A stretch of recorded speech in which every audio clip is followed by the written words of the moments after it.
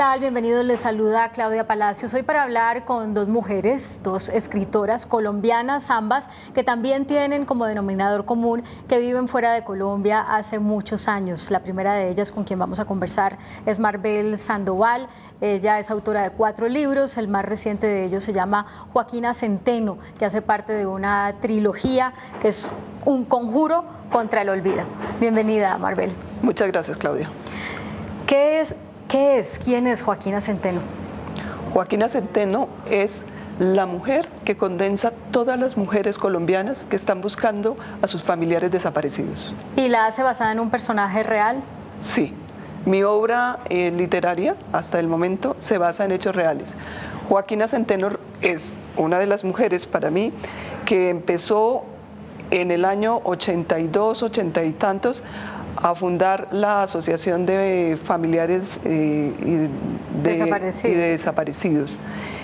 Y nació en mí la imagen de Joaquina cuando empecé a escribir este libro, que lo escribí hace apenas 4 años, el recuerdo de una señora en la redacción de Colprensa, donde yo trabajaba, que estaba allí contando todas las afugias que padecía buscando a su hijo. En ese momento era el año 86 y ella llevaba 4 años buscando a su hijo. Entonces yo me fijé en la señora y después me di cuenta que esa señora se llamaba Josefa de Joya. Entonces, y después relacioné el nombre con el tema de Asfades, ¿sí? Y este muchacho desaparecido en el año 82 hacía parte de un grupo de hombres desaparecidos en ese año, 13 personas desaparecidas, todos hombres, en 1982, en Bogotá, mientras estaban buscando a los hijos de un narcotraficante que habían sido secuestrados, de José Javier Álvarez. 3 niños que fueron secuestrados y asesinados también. Por tanto, Joaquina Centeno condensa mucho de lo que es la violencia colombiana en todos sus niveles, sí. Porque Joaquina agota su vida buscando justicia, a su hija. Pero en Joaquina hay otra voz, que es la voz de una mujer que cuenta el dolor de haber perdido a sus hijos. Como tantas mujeres en Colombia. Marvel, como decía yo en la introducción, esto es parte de una trilogía. Sí. Un libro que todavía está por salir que se llama Las Brisas y uno que ya salió que se llama Hombre Nuevo, ¿verdad? No, el que ya salió se llama En el Brazo del Río. En el Brazo del Río, perdóneme. Sí. ¿Por qué hacer una trilogía como un conjuro contra el olvido en Colombia? Bueno, primero te quiero decir que yo no pensé inicialmente en una trilogía.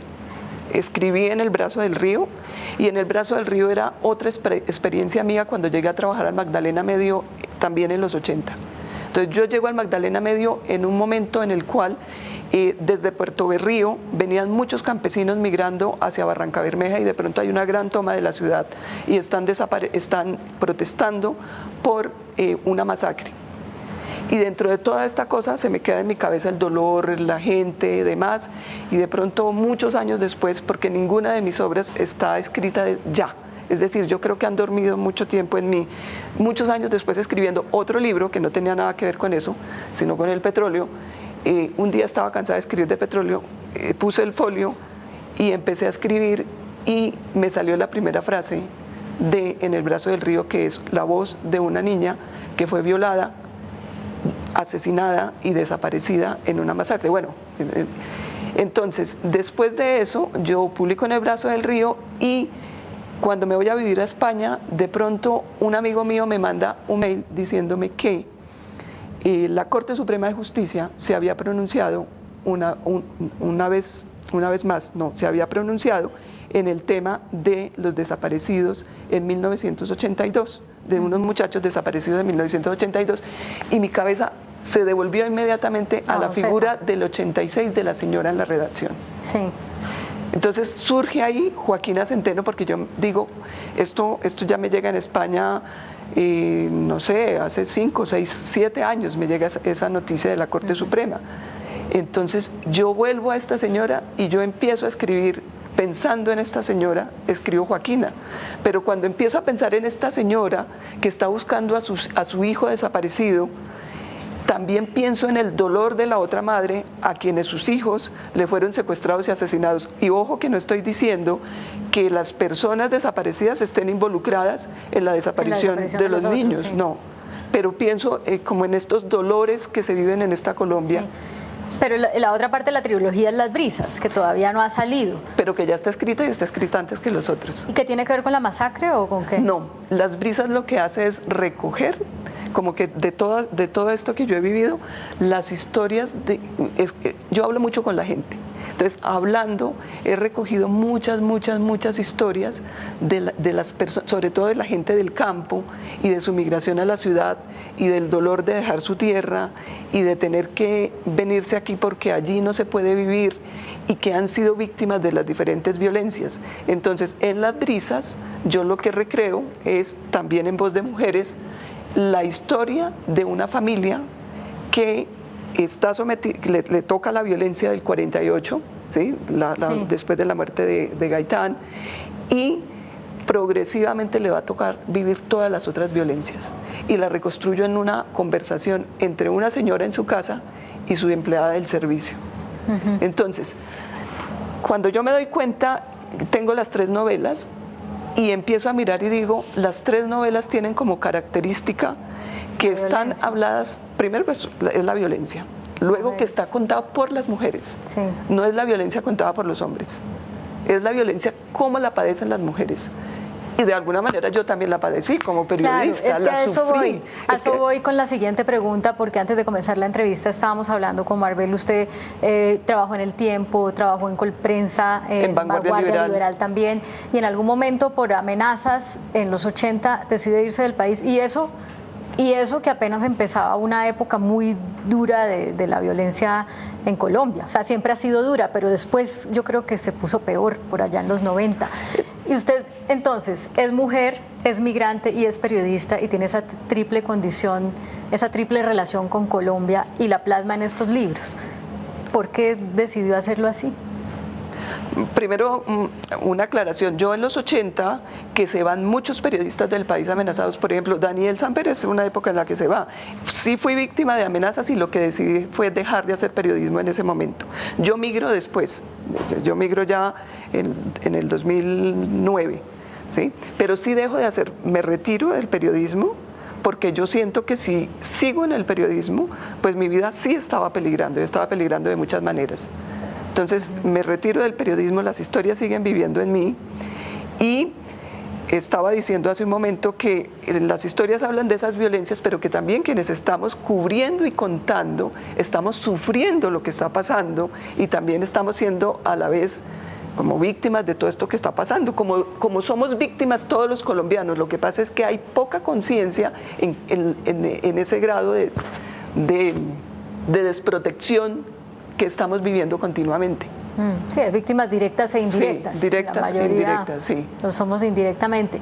Pero entonces, bueno, usted decide usar las mujeres para contar la historia desde su propia visión de periodista, pues supongo también la plasma ahí, pero además es migrante. Y esta novela la escribe siendo migrante ya. Sí. En esa triple condición de colombiana que tienen muchos otros colombianos, mujer, migrante, periodista, ¿cuál es su propósito para hacer que contar esto tantos años después? ¿Para qué? En este momento de la historia, cuando Colombia está transitando o se está moviendo entre esos dilemas, el perdón, el olvido, la paz, la guerra, la reconciliación, el no reconciliación. Mira, Claudia, yo creo que si nosotros pensamos y queremos hacer una sociedad distinta, tenemos que empezar por reconocernos en lo que somos. Y reconocernos implica, y para eso está el arte, porque el arte hace lo que no hacen los medios de comunicación o lo que no hace la información. El arte está hecho para tocar el corazón de las personas, es decir, ahí hay historias, ¿sí? Pero esas historias están hechas para ir un poco más allá de lo que es el pensamiento y es tocar el corazón. Yo con la primera novela decía, yo me conformo, si después de leer esta novela la gente dice, ¿por qué somos como somos? Yo ya estaría aportando mucho. Y si después de leer a Joaquina, además de preguntarse, ¿por qué somos como somos? Nos decimos, ¿por qué además de ser como somos, no podemos? Es decir, sentimos el dolor de ella, tenemos empatía con la víctima y pensamos que reconociéndonos podemos querer construir algo distinto. Es fundamental hacerlo. Yo no creo que hacer una Colombia nueva es echarle tierra como los gatos a la caquita. No, hacer una Colombia nueva es mirarnos a los ojos, reconocer lo que somos y empezar a construirnos desde ahí. Marvel, se critica mucho a los periodistas o incluso se pide que el periodismo haga un mea culpa, como todos los otros sectores de la sociedad, en este caso por la manera como fue cubierto el conflicto o como ha sido cubierto. Usted que cubrió el conflicto tanto tiempo y que todavía se relaciona con él ahora a través de la literatura, ¿cree que cabe ese mea culpa? Yo pienso que respondemos, que todos vamos respondiendo en el momento a lo que está pasando. Yo no diría que el ejercicio del periodista, de nosotros como periodistas de persona individual, no. Yo diría que el mea culpa no está en el individuo periodista. El mea culpa está en quienes están detrás de los medios y en la orientación que le dan a esos medios. Yo no diría que pueda pedirle a mis colegas que se den golpes de pecho por cómo han cubierto. Yo creo que lo hemos hecho de la mejor manera posible y que si yo tuviera que intentar hacer un juicio lo haría más bien sobre la propiedad de los medios y sobre quienes están dirigiendo esos medios y los intereses de quienes dirigen esos medios. Tengo 30 segundos para una respuesta a una última pregunta. El rol de la mujer en este momento en Colombia, ¿cuál cree que sea? Mira, mirándolo desde Europa, yo pienso que nuestro rol en Colombia es importantísimo y yo estoy convencida de que las mujeres estamos haciendo cosas fundamentales y que además se nos están permitiendo espacios y que tenemos que aprovecharlos. Pues muchas gracias, Marvel Sandoval, una de las grandes autoras colombianas que vive por fuera del país, que viene a esta 30ª edición de la Feria del Libro y muchos éxitos con su trilogía. Muchas gracias. Bueno, ustedes también, ya volvemos con otra invitada.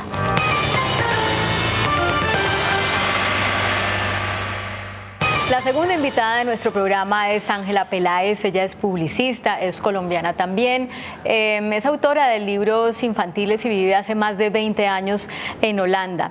El año pasado participó en la Feria del Libro y algo pasó. Ángela, bienvenida. Sí, muchas gracias, Claudia. El año pasado fui invitada efectivamente dentro de la delegación que venía de Holanda a representar a Holanda aquí en el evento de la feria. Y bueno, era la única pues colombiana radicada en Holanda que escribe en holandés y aún no había publicado libros en español. Finalmente Panamericana cogió 2 de mis títulos, publicaron los 2 primeros libros que publicamos también en Holanda. La historia de Mía y Sofía y el León, efectivamente. Y fue una experiencia increíble. La feria, la acogida que me dio la gente, la acogida que me dieron los medios de comunicación, fue como un despertar de una nostalgia, de una, no sé, algo. Y por eso vuelve a vivir a Colombia, ¿no? Y he tomado la decisión de venirme efectivamente, de momento digo 1 año, pero venimos en julio con 2 de mis hijos a pasar 1 año en Colombia. ¿Y con su esposo que es holandés? Y con mi esposo holandés, con opción a 2 años o a más tiempo. O a radicarse de pronto. Arrancar, ya vemos. Esa expectativa del regreso después de 26 años, ¿no? De haberse ido. 28 años de haberse ido. Y una expectativa acompañada por las letras, por hablar de niñez o escribir para niños. ¿Cuál es su expectativa? Bueno, es algo que me pone un poquito nerviosa, debo decir, volver a hacerlo además desde aquí de mi país. Es algo que hago un poco con distancia desde Holanda, un poco tocar esas emociones y sentimientos, pero bueno, ahora vengo aquí y son mis historias y son mis experiencias y sueños de niñez o fantasías de niñez que pretendo y espero que tengan acogida aquí en el mercado colombiano y tratar de llegar pues al mayor número posible de niños y de padres con mis libros, obviamente. Ángela, usted ha trabajado como diseñadora gráfica, sí. Es publicista, ha trabajado como diseñadora gráfica y usted empieza, al menos con esta etapa de escritora, como dibujante más que como escritora, ¿no? Sí, yo comencé inicialmente con los dibujos, efectivamente. Sí. Bueno, yo siempre trabajé en publicidad, en la parte gráfica. Después, pues comencé con mis libros, trabajando con una gran amiga mía. Hicimos 2 libros hace 15 años que se publicaron en 5 idiomas cada uno. Pero pues ella era la que escribía y yo era la que dibujaba. Comenzamos con El nido de Mía, que fue un caso pues concreto donde yo hice toda mi historia, todo mi libro, lo monté, lo dibujé, un poco las notas al margen, pero yo pensé, yo no escribo. Entonces llamé a una escritora que reconocida ya, le dije, oye, me tengo esta historia, ¿me la quieres escribir? Estas son las líneas, esto es lo que quiero, tal y tal. Y me escribió la historia. El segundo libro no me lo pudo hacer y tenía que mandarlo para un concurso de cuento infantil. Y dije, pues bueno, pues lo escribo yo, me lanzo, se lo mando y quedé finalista y me publicaron el libro. Entonces desde ese momento dije, bueno, pues puedo ser escritora, no solamente dibujante. Intento, sí, yo no sé si seré tan buena escritora, pero bueno, lo hago y ahí están saliendo mis libros y ya vamos pues en un número de 7. De 7, en solo 3 años. Usted hace 3 años era otra cosa, ¿no? Sí, era mamá, la verdad, porque estaba totalmente dedicada a la familia, a los hijos y bueno, y a intentar con las historias, pues, porque es un tema difícil. Sí, me preguntaba porque leí Sofía y el león y El nido de Mía, y sobre todo Sofía y el león es un cuento como para los niños que se sienten diferentes, sí, que no se sienten acogidos o incluidos dentro de su grupo, en estos tiempos en que tanto se habla del bullying. Y yo quisiera saber como cuál es su punto de partida para escribir esas historias, hacer esos dibujos y decir, esto va a tener el efecto deseado, empoderar a un niño o a una niña que lo lea, sí, para que pueda manejar ese bullying. ¿Cómo, pues de dónde parte? Eso fue... Realmente es la intención que quieres efectivamente y esperas que llegue allí. Esto surgió, este libro muy curioso, de una foto de una prima mía, una foto que encontré pues de hace muchísimo tiempo, y ella era el estereotipo de la niña no popular en la clase, gordita, un poco visca, gafitas, moñito, gordita, y me pareció como que muy bonita la imagen y la contrapuse o me surgió el león al lado de ella y así comenzó como a forjarse un poco ese personaje que es un poco débil en cierta manera o que cree que es un poco débil, que no es muy fuerte, al lado de ese león que es el que le potencia toda esa... Saca el león que hay en ella. Ese león que hay en ella, fuerza. que es al final, que ella realmente acepta esa situación de que no se le invita, no es muy popular y ella dice, pero bueno, ok, ahí va, pero llega un momento en que dice, a esto no me gusta. Y es cuando ese supuesto león entonces ¡pum!, explota. La feria tiene un capítulo, diría yo, casi que especial para el tema de inclusión, para el tema de niñez, porque vienen varios autores que trabajan estas temáticas en sus libros, autores de cuentos infantiles. Yo quisiera que usted, que ha vivido en los dos mundos, conoce el mundo latinoamericano, conoce el mundo europeo, nos dijera cómo ve a los adultos, el trato de los adultos hacia la niñez, cómo ve a la niñez. Bueno, digamos, en ese caso yo pienso que hay en Holanda, te puedo por ejemplo poner 2 ejemplos. En Holanda el trato de la niñez, el niño es el rey. El niño, ¿qué opinas? ¿Qué piensas? ¿Cómo manejamos esta situación? ¿Qué tienes que decir? Eso es algo que ha estado muy presente también en mi propia familia, que cuesta trabajo porque en Colombia o en Sudamérica tenemos otro approach, otra manera de aproximarnos a los niños, un poco más, y yo soy en ese sentido mucho más, bueno, pues hacemos esto porque yo digo que es así y no discutimos y todo esto. En Holanda hay también una cosa que creo que es muy importante, es una riqueza increíble en el compartir con los niños, y eso es algo que ojalá logremos potenciar más en Colombia, el leer con los niños, el ir llevarlos a la cama, compartir las historias con los libros, que es un momento íntimo, que se pierde mucho. Y esto, por ejemplo, fue algo que me comentaron mucho en la Feria del Libro el año pasado, decían, pero ¿cómo hacemos para que esto se dé más, para que haya más encuentro de los padres con los niños, más momentos de lectura del libro? Pues eso es realmente algo que nos toca mucho a los padres, de ponernos dentro de toda esta rutina y esta tan increíble que llevamos, tan caótica, de decir, bueno, busquemos esos momentos de encuentro con los niños, ¿no? Algunas personas dirán, cuando uno ve los textos de los libros, pues son textos muy cortos, obviamente, sí, son textos para niños y el dibujo es más protagónico que el mismo texto. Y quienes hemos escrito libros largos de 300 páginas, 200 páginas, pues decimos que será más difícil escribir un libro largo donde uno tiene que meter tanta información o condensar en pocas líneas un mensaje tan potente como contra el bullying. Sí. ¿Cómo diría usted que es ese grado de dificultad? No sabría decirte exactamente cuál sería el grado de dificultad en ese caso. Yo creo que sí es difícil escribir. A mí me cuesta trabajo por lo menos escribir libros para niños, pero porque yo no soy de base, no soy escritora. Pero yo creo que el libro álbum, que tiene tan pocas palabras y todo, da una gran también fuente de fantasía, de adornar y de recrear las historias tantas veces como las quieras, porque cada página, cada dibujo es un momento de comunicación con los niños, también de recrearte en lo que estás viendo, qué ves, qué sientes, qué piensas. Cada día pues incluso una misma historia, porque con los niños sucede, es un fenómeno bastante interesante, que cogen un libro y es día tras día, día tras día, que es el mismo libro, y uno como pasa otra vez el mismo libro. Pero bueno, hay una gran riqueza también de buscar, de jugar con esas imágenes que tenemos ahí, pienso yo. Ángela, usted escribe en holandés. En holandés. Aunque esa no es su lengua materna, su lengua materna es el español. Sí. Y luego, ¿la traducción la hace usted misma o se la hacen? Pues en este caso las hice yo. Sí. En el caso del año pasado las hice yo. ¿Podría darnos alguna reflexión acerca de la diferencia entre escribir en uno y otro idioma o entre escribir en el idioma que no es el de uno? Me costó trabajo escribir en español, debo decir.